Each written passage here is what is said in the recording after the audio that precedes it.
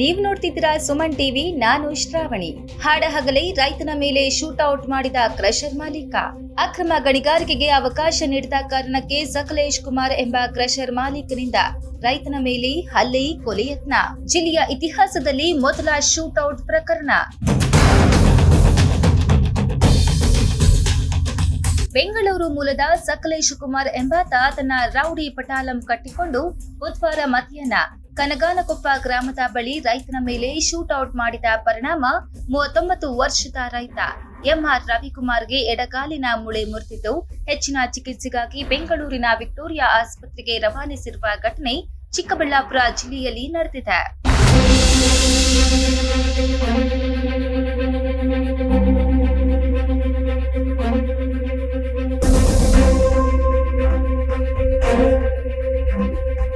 ಜಿಲ್ಲೆಯ ಮಂಚೇನಹಳ್ಳಿ ತಾಲೂಕು ಕನಗಾನಕೊಪ್ಪ ಗ್ರಾಮದ ಬಳಿ ಈ ಘಟನೆ ನಡೆದಿದ್ದು ಸಾಮಾಜಿಕ ಮಾಧ್ಯಮಗಳಲ್ಲಿ ಭಾರಿ ಸಂಚಲನ ಮೂಡಿಸಿದೆ.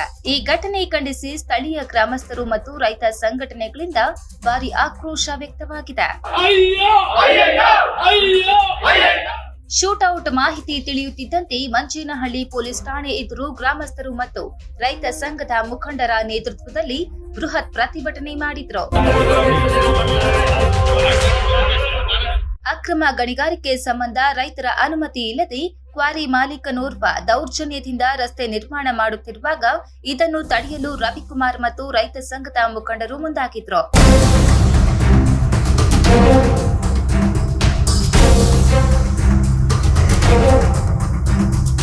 ಈ ವೇಳೆ ಅಲ್ಲಿಗೆ ಬಂದ ಕ್ವಾರಿಯ ಉಸ್ತುವಾರಿ ನಡೆಸುತ್ತಿರುವ ಸಕಲೇಶ್ ಕುಮಾರ್ ಯುವ ರೈತ ಎಂಆರ್ ರವಿಕುಮಾರ್ ಮೇಲೆ ಏಕಾಏಕಿ ದಾಳಿ ನಡೆಸಿ ಬೂಟುಗಾಲಿನಿಂದ ಒತ್ತಿದ್ದಲ್ಲದೆ ನಿನ್ನ ಸಾಯಿಸಿಯೇ ತೀರುತ್ತೇನೆ, ಎಷ್ಟು ಮಂದಿ ಬರುತ್ತೀರೋ ಬನ್ರೋ ಎಂದು ಗನ್ ತೆಗೆದು ನೇರವಾಗಿ ರೈತನ ಮೇಲೆ ಗುಂಡು ಹಾರಿಸಿ ಭೀತಿ ಸೃಷ್ಟಿಸುತ್ತಾನೆ.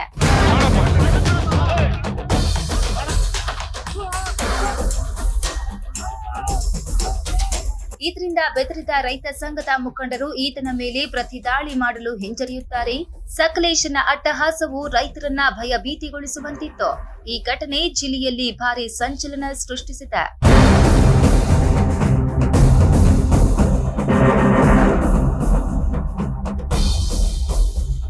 ಗಾಯಗೊಂಡ ರವಿಕುಮಾರ್ ಅವರನ್ನು ಮಾತನಾಡಿಸಿದಾಗ ಅವರು, ಸರ್, ನಮ್ಮದು ಮಂಚೇನಹಳ್ಳಿಯ ಬಳಿ 1 ಎಕರೆ ಜಮೀನಿದೆ.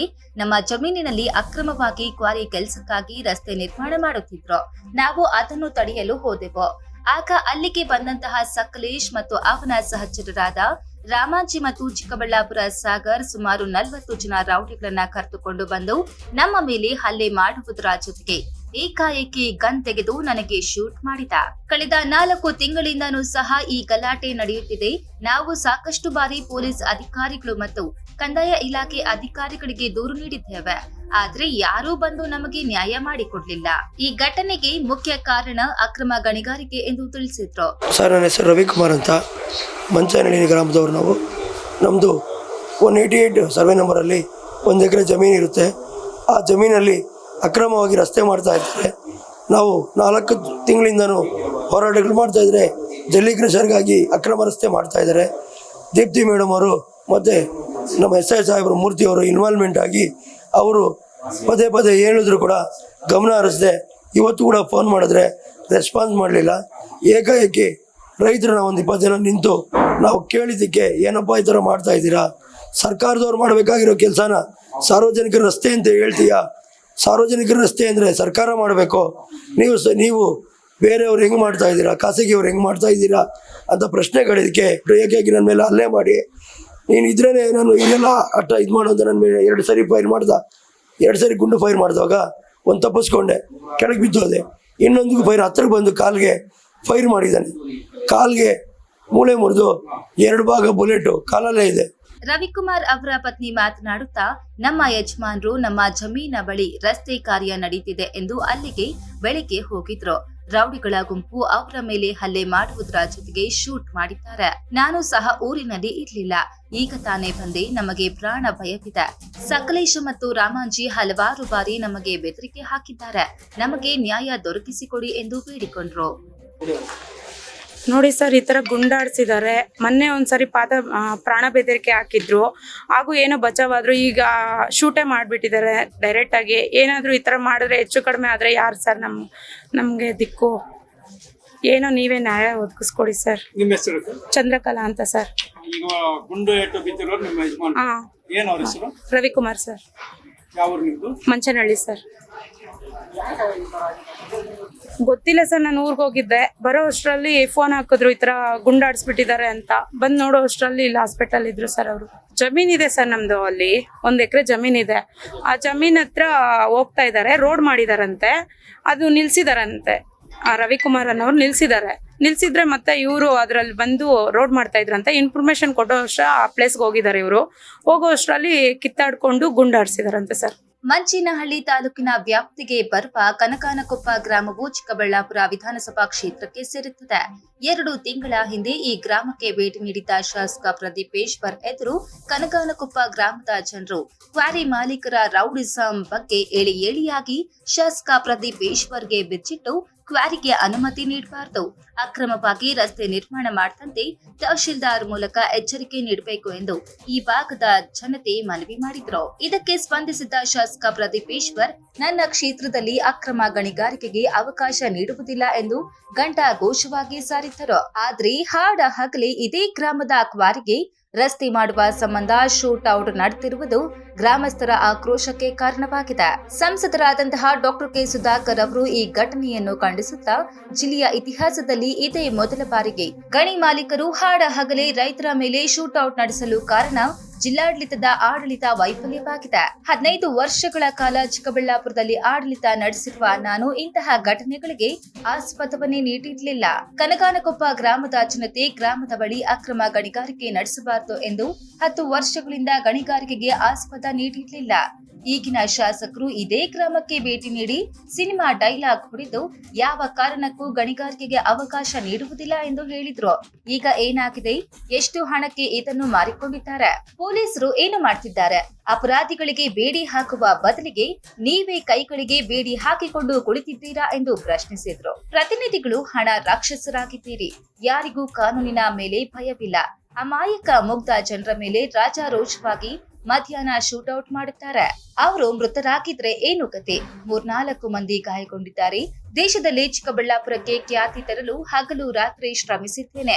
ಆದ್ರೆ ನೀವು ಶೂಟೌಟ್ ಮಾಡುವ ಹಂತಕ್ಕೆ ತಂದು ನಿಲ್ಲಿಸಿದ್ದಕ್ಕೆ ಧನ್ಯವಾದಗಳು ಎಂದು ವ್ಯಂಗ್ಯವಾಡಿದ್ದಾರೆ. ನೋಡಿ, ಕನಗಾನಕೊಪ್ಪ ಗ್ರಾಮದಲ್ಲಿ ಇವತ್ತು ಮಿಣಗನಗೂರ್ಕಿ ಪಂಚಾಯಿತಿ, ಮಂಚೇನಹಳ್ಳಿ ತಾಲೂಕು, ಚಿಕ್ಕಬಳ್ಳಾಪುರ ಜಿಲ್ಲೆ, ಇಲ್ಲಿ ಈ ಊರಿನ ಸಮಸ್ತ ಜನತೆ, ರೈತಾಪಿ ಜನರು, ಮಹಿಳೆಯರು, ಯುವಕರು, ಇಷ್ಟೂ ಜನ ಅವರ ಊರು ಬದಿಯಲ್ಲೇ ಇರ್ತಕ್ಕಂಥ ಒಂದು ಬಂಡೆ ಹತ್ರ ಅಲ್ಲಿ ಯಾವುದೇ ಕಾರಣಕ್ಕೂ ಗಣಿಗಾರಿಕೆ ಮಾಡಬಾರ್ದು ಅಂತೇಳಿ ಅನೇಕ ವರ್ಷಗಳ ಅವರ ಒಂದು ಪ್ರಯತ್ನ, ಹೋರಾಟ. ಅದಕ್ಕೆ ನಾನು ಶಾಸಕನಿದ್ದಾಗ, ಚುನಾಯಿತ ಪ್ರತಿನಿಧಿ ಅಲ್ಲಿದ್ದಾಗ ಚಿಕ್ಕಬಳ್ಳಾಪುರದಲ್ಲಿ, ಅದು ವಿಧಾನಸಭಾ ಕ್ಷೇತ್ರಕ್ಕೆ ಬರ್ತದೆ, 10 ವರ್ಷಗಳ ಕಾಲ ನಾನು ಅದನ್ನು ನಿಲ್ಲಿಸಿದೆ. ಭಾಳ ಒತ್ತಡಗಳು ಬಂತು, ಅದರಿಂದ ನಷ್ಟನೂ ಆಯಿತು ರಾಜಕೀಯವಾಗಿ. ಆದರೂ ಕೂಡ ನಾನು ಜನಸಾಮಾನ್ಯರ ಪರವಾಗಿ ನಾನು ಧೋರಣೆಯನ್ನು, ಅವರ ಒಂದು ಹೋರಾಟಕ್ಕೆ ಸ್ಪಂದಿಸಿ ಅವ್ರ ಜೊತೆಯಲ್ಲಿ ನಿಂತೆ. ಆದರೆ ಈಗಿರ್ತಕ್ಕಂಥ ಯಾವ ವ್ಯಕ್ತಿ ಆ ಊರಿಗೆ ಹೋಗಿ ಭಾಷಣ ಮಾಡಿ, ಸಿನಿಮಾ ಡೈಲಾಗ್ ಹೊಡೆದು, ಯಾವುದೇ ಕಾರಣಕ್ಕೂ ಇಲ್ಲಿ ಗಣಿಗಾರಿಕೆಯನ್ನು ನಾನು ತರೋದಿಲ್ಲ, ಮಾಡೋಕ್ಕೆ ಬಿಡೋದಿಲ್ಲ ಅಂತ ಹೇಳಿದಂಥ ಪ್ರತಿನಿಧಿ ಇವತ್ತು ಏನು ಮಾಡಿದ್ದಾರೆ? ಎಷ್ಟು ಹಣಕ್ಕೆ ಮಾರ್ಕೊಂಡಿದ್ದಾರೆ ಅವ್ರನ್ನವರು? ಪೊಲೀಸ್ನವ್ರು ಏನಾಗಿದ್ದಾರೆ? ಆಡಳಿತದ ಯಂತ್ರದ ಕೈಯಲ್ಲಿ ಸಿಕ್ಕಾಕೊಂಡಿದ್ದೀರಾ? ಕೈಗಳಿಗೆ ನೀವು ಬೇಡಿ ಹಾಕಿದ್ದೀರಾ? ಜನರಿಗೆ, ತಪ್ಪಿತಸ್ಥರಿಗೆ ಕೈಗಳಿಗೆ ಬೇಡಿ ಹಾಕಿ ಜೈಲಿಗೆ ಹಾಕೋ ಬದಲು ನೀವೇ ನಿಮ್ಮ ಕೈಗಳಿಗೆ ಬೇಡಿಯನ್ನು ಹಾಕೊಂಡಿದ್ದೀರಾ. ಚಿಕ್ಕಬಳ್ಳಾಪುರ ಜಿಲ್ಲೆಯಲ್ಲಿ ನನಗೆ 50 ವರ್ಷ ಆಯಿತು. 50 ವರ್ಷದಲ್ಲಿ ಯಾವತ್ತೂ ಕೂಡ ಬಂದೂಕನ್ನು ಹಿಡಿದು ಶೂಟೌಟ್ ಮಾಡಿರ್ತಕ್ಕಂಥ ಪ್ರಕರಣ ನಾನು ಕೇಳೂ ಇಲ್ಲ, ನೋಡೂ ಇಲ್ಲ. ಇವತ್ತು ಎಲ್ಲಿಗೆ ತಂದ್ರಿ ನೀವು? ನಿಮ್ಮ ಕಾಂಗ್ರೆಸ್ನ ಆಡಳಿತ, ನಿಮ್ಮ ಜಿಲ್ಲಾಡಳಿತ, ತಾಲೂಕು ಆಡಳಿತ, ಕ್ಷೇತ್ರದ ಆಡಳಿತ ಹಣಕ್ಕೆ ನಿಮ್ಮನ್ನು ನೀವೇ ಮಾರ್ಕೊಂಡು, ನಿನ್ನೆ ಉಗ್ರಗಾಮಿಗಳು ಮಾಡಿದಾರಲ್ಲ ಆ ಕೆಲಸ, ನೀವು ನರರಾಕ್ಷಸರಾಗಿದ್ದೀರಿ. ಇವತ್ತು ಹಣದ ರಾಕ್ಷಸರಾಗಿದ್ದೀರಿ. ಇವತ್ತು ಪ್ರತಿನಿಧಿಗಳಾಗಿ ಉಳಿದಿಲ್ಲ ನೀವು. ನಿಮ್ಮಿಂದ, ನಿಮ್ಮ ಒಂದು ಭ್ರಷ್ಟಾಚಾರದಿಂದ ಇವತ್ತು ಎಂಥವ್ರಿಗೂ ಕೂಡ ಧೈರ್ಯ ಬಂದಿದೆ. ಕಾನೂನು ಮೇಲೆ ಹಿಡಿತಾ ಇಲ್ಲ, ಕಾನೂನು ಬಗ್ಗೆ ಹೆದರಿಕೆ ಇಲ್ಲ. ಅಮಾಯಕ ಮುಗ್ಧ ಜನರ ಮೇಲೆ ರಾಜಾರೋಷವಾಗಿ ಮಧ್ಯಾಹ್ನ ಹೋಗಿ ಶೂಟೌಟ್ ಮಾಡ್ತಾರೆ, ಗುಂಡಲ್ಲಿ ಅವ್ರಿಗೆ ಗುಂಡಿಕ್ತಾರೆ ಅಂದರೆ ಏನಾದರೂ ಆ ಹುಡುಗನು ಮೃತ ಆಗಿದ್ರೆ ಏನು ಗತಿ? 3-4 ಜನಕ್ಕೆ ಗಾಯ ಆಗಿದೆ, ಒಬ್ಬರಿಗೆ ತೊಡೆಗೆ ಗುಂಡೇಟಾಗಿದೆ. ನಾನು ಈ ಸರ್ಕಾರಕ್ಕೆ ಆಗ್ರಹ ಮಾಡ್ತೀನಿ, ಏನಾದರೂ ನಿಮಗೆ ನಿಜವಾಗಿಯೂ ಕೂಡ ನಾವು ಆಡಳಿತ ನಡೆಸ್ತಾ ಇದ್ದೀವಿ, ಒಂದು ಸರ್ಕಾರ ನಡೆಸ್ತಾ ಇದ್ದೀವಿ ಅಂತ ನಿಮಗೇನಾದರೂ ಅನಿಸಿದರೆ ಇದನ್ನು ಉಗ್ರವಾಗಿ ತಗೋಬೇಕಾಗ್ತದೆ. ಯಾರು ತಪ್ಪಿತಸ್ಥರಿದ್ದಾರೆ ಅವ್ರ ಮೇಲೆ ಗಂಭೀರವಾಗಿರ್ತಕ್ಕಂಥ ಒಂದು ಕ್ರಮ ಆಗಬೇಕು, ಕಾನೂನು ರೀತಿ ಕ್ರಮ ಆಗಬೇಕು. ಜನರ ಒಂದು ಹೇಳಿಕೆಗೆ, ಜನರ ಒಂದು ಹೋರಾಟಕ್ಕೆ ಸ್ಪಂದಿಸಬೇಕು. ಘಟನಾ ಸ್ಥಳಕ್ಕೆ ಭೇಟಿ ನೀಡಿರುವ ಎಸ್ಪಿ ಕುಶಾಲ್ ಚೌಕ್ಸಿ ಸ್ಥಳ ತನಿಖೆ ನಡೆಸಿ ಆರೋಪಿಯನ್ನ ಬಂಧಿಸುವ ಕೆಲಸ ಮಾಡಿದ್ದಾರೆ. ಇದೇ ವೇಳೆ ಘಟನೆ ಖಂಡಿಸಿ ಮಂಚೇನಹಳ್ಳಿ ಪೊಲೀಸ್ ಠಾಣೆ ಎದುರು ಪ್ರತಿಭಟನೆ ಮಾಡುತ್ತಿದ್ದ ರೈತರ ಬಳಿ ತೆರಳಿ ಅವರಿಗೆ ಸಾಂತ್ವನ ಹೇಳಿದ್ದಲ್ಲದೆ ಆರೋಪಿಗಳನ್ನ ಬಂಧಿಸಿರುವ ಬಗ್ಗೆ ಮಾಹಿತಿ ನೀಡಿ ಸಮಾಧಾನಪಡಿಸಿದ್ರು. ಕ್ಯಾಮರಾಮನ್ ಅಂಬರೀಶ್ ಜೊತೆ ನರಸಿಂಹಮೂರ್ತಿ, ಸುಮನ್ ಟಿವಿ.